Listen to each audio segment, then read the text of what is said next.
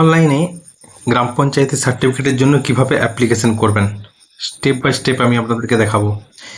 কোন কোন সার্টিফিকেটের জন্য অ্যাপ্লিকেশন করতে পারবেন সেটা আগে দেখে নিন। Residential character, income, same percent, distance, caste authentication আর মেরিট, এই সকল সার্টিফিকেটের জন্য আপনি অনলাইনে অ্যাপ্লিকেশন করতে পারবেন।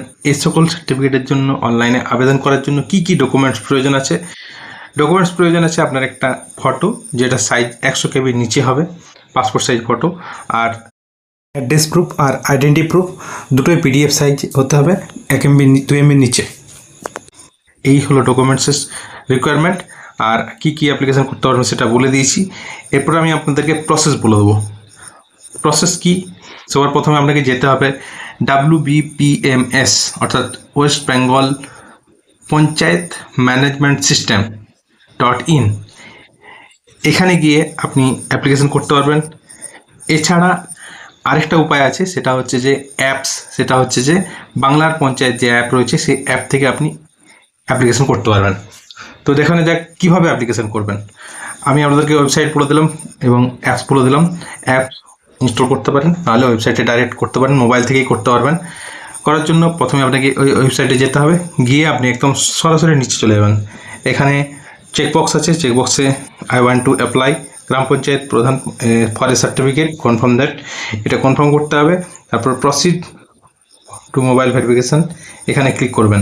এখানে ক্লিক করার পর আপনার মোবাইল নাম্বার দেবেন, আপনার মোবাইলে একটা OTP যাবে, সেই OTP দিতে হবে। এখানে OTP দেওয়ার পর ভেরিফাই অ্যান্ড কনফার্ম করবেন। এখানে প্রসেস ফলো দিয়ে আছে কীভাবে করবেন। লোকেশন দিতে হবে, অ্যাপ্লিকেশন ডিটেলস দিতে হবে, সার্টিফিকেট সিলেকশন করতে হবে এবং আপলোড ডকুমেন্টস করতে হবে। সবার প্রথমে আপনাকে লোকেশন কী হবে, আপনার কোন ডিস্ট্রিক্টে বাড়ি সেটা আপনাকে এখানে দিতে হবে, যেটা হবে সেটা দিতে হবে। এখানে আপনাকে ব্লক দিতে হবে, আপনাকে গ্রাম পঞ্চায়েত দিতে হবে আপনাকে এখানে। তারপর আপনাকে সংসদ, আপনাকে এটা কিন্তু জানতে হবে আপনার কোন সংসদে আপনার বাড়ি, সেই সংসদটাকে সিলেক্ট করতে হবে। আমি এখানে একটা যে কোনো একটা সিলেক্ট করছি, যেটা আপনার কিন্তু আপনার সংসদ জেনে সিলেক্ট করতে হবে। আপনার ভিলেজের নাম লিখতে হবে, এখানে ড্রপডাউন থেকে সব আসবে। SS নাম্বার না দিলেও চলবে, অপশনাল। SS নেমও অপশনাল। রিলেশন উইথ অ্যাপ্লিক্যান্ট, এটাও অপশনাল, কিছু কিছু ক্ষেত্রে ম্যান্ডেটরি হতে পারে।